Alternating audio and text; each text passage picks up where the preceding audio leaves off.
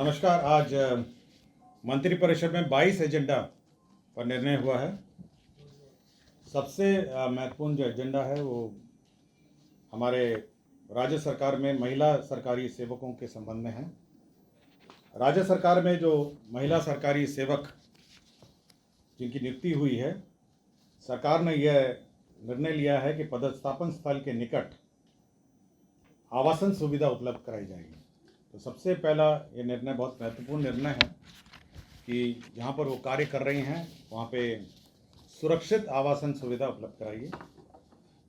इसके लिए पूरे राज्य में एक्सप्रेशन ऑफ इंटरेस्ट लोड किया जाएगा और इच्छुक मकान मालिकों का एक्सप्रेशन ऑफ इंटरेस्ट लिया जाएगा।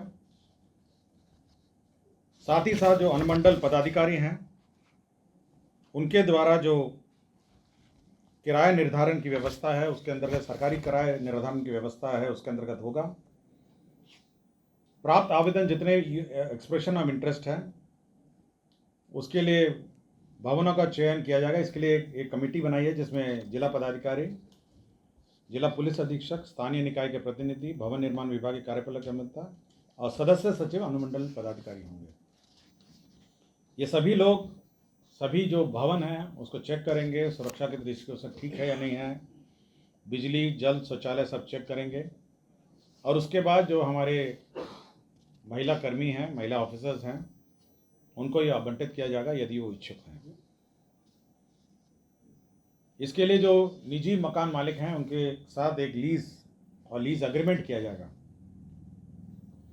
और लीज एग्रीमेंट के बाद यह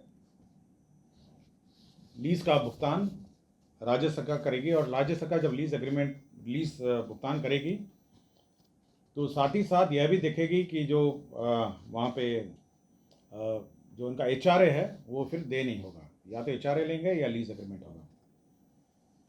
यह व्यवस्था सर्वप्रथम जो राज्य प्रमंडल और जिला मुख्यालय है वहाँ से शुरू की जाएगी और जिन महिलाओं को जो अन्य क्षेत्र में रहते हैं, ब्लॉक में रहते हैं या अन्य गांव ग्रामीण क्षेत्र में रहते हैं, यदि उनको आवास चाहिए होगा वो अपने कार्यालय प्रधान के माध्यम से अनुमंडल पदाधिकारी को आवेदन देंगी और अनुमंडल पदाधिकारी उस क्रम में वह ये प्रक्रिया आरंभ करेंगे।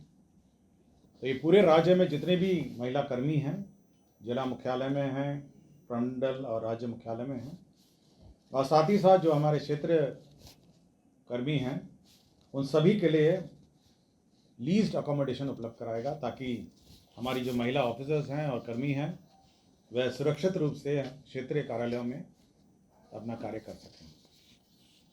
आप ज़रूर पूछिएगा कि ये टीचर्स के लिए भी लागू है क्योंकि वो सरकारी कर्मी हैं और सबसे ज़्यादा महिला कर्मी शिक्षा विभाग में हैं। यह व्यवस्था उन पर भी लागू है। मैं पहले ही बता दिया कि ये शिक्षा विभाग पर भी लागू है।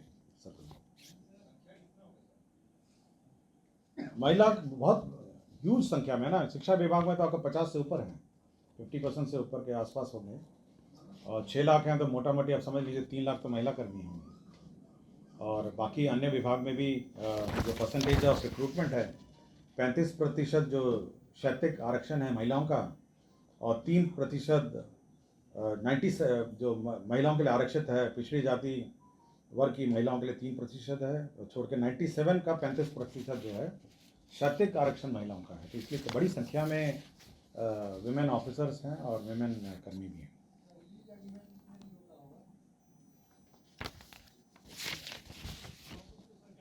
ये तो सरकारी ये डिपेंड करता है ना कितना टेन्योर है, क्या है।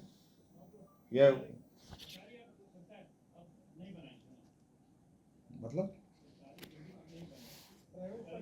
मैंने आपको कैबिनेट में निर्णय हुआ है कि हमारे महिला कर्मी और महिला ऑफिसर्स को आवास उपलब्ध कराया जाएगा।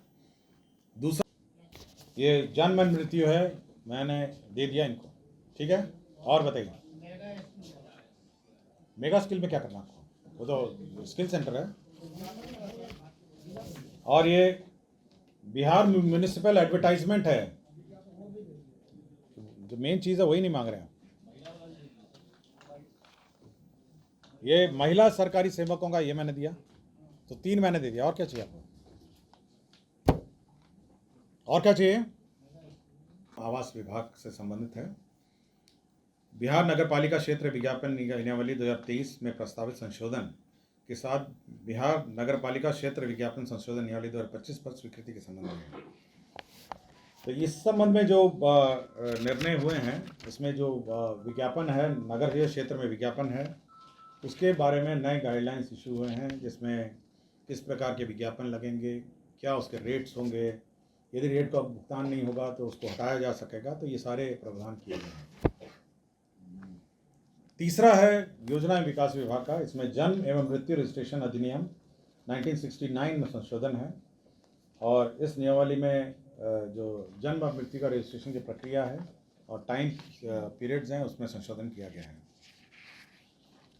चौथा कृषि विभाग का है। कृषि विपणन निदेशालय बिहार पटना के अंतर्गत विभिन्न कोटि के 14 पदों का सृजन है। साथ ही साथ आपके स्वास्थ्य विभाग में लोक नायक जयप्रकाश नारायण अस्पताल राजवंशी नगर में 267 पदों के अतिरिक्त स्पोर्ट्स इंजरी इकाई के स्थापना संचालन 36 नए पदों का सृजन है। मंत्रिमंडल सचिवालय विभाग में 4 नए पदों का जो नए पद क्रिएट थे, वरीय विमान चालक हैं, कंसल्टेंट हैं और सिविल इंजीनियर हैं। इन सभी के जो मानदेय है उसका निर्धारण है। समाज कल्याण विभाग के नियंत्रण अधीन ICDS के जो लिपिकीय संवर्ग है, संशोधन नियमावली स्वीकृत किया गया। पशुपालन एवं मत्स्य संसाधन विभाग के अंतर्गत बिहार गव्य संवर्ग भर्ती संशोधन नियमावली 2025 की स्वीकृति दी गई। बिहार खेल लिपिकीय संवर्ग भर्ती सेवा शर्त नियमावली 2025 की स्वीकृति दी गई। बिहार खेल संवर्ग भर्ती एवं सेवा शर्त नियमावली 2025 की स्वीकृति दी गई। बिहार अधीनस्थ खेल संवर्ग भर्ती एवं सेवा शर्त नियमावली 2025 की स्वीकृति दी गई। ग्रामीण विकास विभाग में प्रधानमंत्री जनजाति आवासीय न्याय महाअभियान के तहत राज्य में अनुसूचित जनजाति कोटि के चिन्हित 9 जनजातियों को योग्य लाभुकों को केंद्र प्रायोजित प्रधानमंत्री आवास योजना ग्रामीण अंतर्गत आवास का लाभ दिया जाएगा। मैं पढ़ देता हूँ ये कौन से नए 9 जनजाति हैं। एक तो असुर है, दूसरा बिरहोर है, तीसरा बिरजिया है, चौथा हिलखरिया है, पांचवा कोरवा है, माल पहाड़ी है, परैया है, सूर्या पहाड़िया है एवं सावर जनजाति हैं। तो ये सभी जनजाति जो हैं, यह 9 जनजातियां हैं जिनको प्रधानमंत्री आवास योजना विशेष योजना के अंतर्गत दिया जाएगा। श्रम संसाधन विभाग का एक प्रस्ताव था। 7 निश्चय पार्ट 2 के तहत हर जिले में मेगा स्किल सेंटर स्कीम अंतर्गत प्रथम चरण में 9 प्रमंडलीय जिलों में 2025-26 से अगले 5 वर्षों के लिए योजना कार्यान्वयन हेतु 280 करोड़ 27 लाख का मेगा स्किल सेंटर का निर्माण किया जाएगा। यह साथ में हर जिले में मेगा स्किल सेंटर स्कीम के अंतर्गत 280 करोड़ के अंतर्गत मेगा स्किल सेंटर का निर्माण किया जाएगा। पद सृजन में सबसे बड़ा एक पद का सृजन किया जा रहा है। इसमें पंचायत स्तर पर ग्राम पंचायत कार्यालय में निम्न वर्गीय लिपिक के 8093 पदों के सृजन की स्वीकृति दी गई है। जल संसाधन विभाग के अंतर्गत जल संसाधन केंद्र प्रायोजित स्कीम में बाढ़ प्रबंधन कार्यक्रम के तहत 100 करोड़ से कम लागत की योजनाओं को राज्य मध्य योजना से कराने का निर्णय लिया है। 7 डॉक्टर हैं जिनको या तो सेवाच्युत किया गया है या डिसमिस किया गया। मैं सबका एक साथ पढ़ देता हूँ। डॉक्टर आशीष कुमार है, सामान्य चिकित्सा पदाधिकारी सदर अस्पताल खगड़िया, ये सेवाच्युत किए गए हैं। डॉक्टर मोहम्मद फिरदौस आलम है, सामान्य चिकित्सा पदाधिकारी अतिरिक्त स्वास्थ्य केंद्र महेश कुंड गोगरी खगड़िया हैं, यह बर्खास्त किए गए हैं। डॉक्टर जागृति सोनम सामान्य चिकित्सा पदाधिकारी खगड़िया हैं, ये सरकारी सेवा से बर्खास्त किए गए हैं।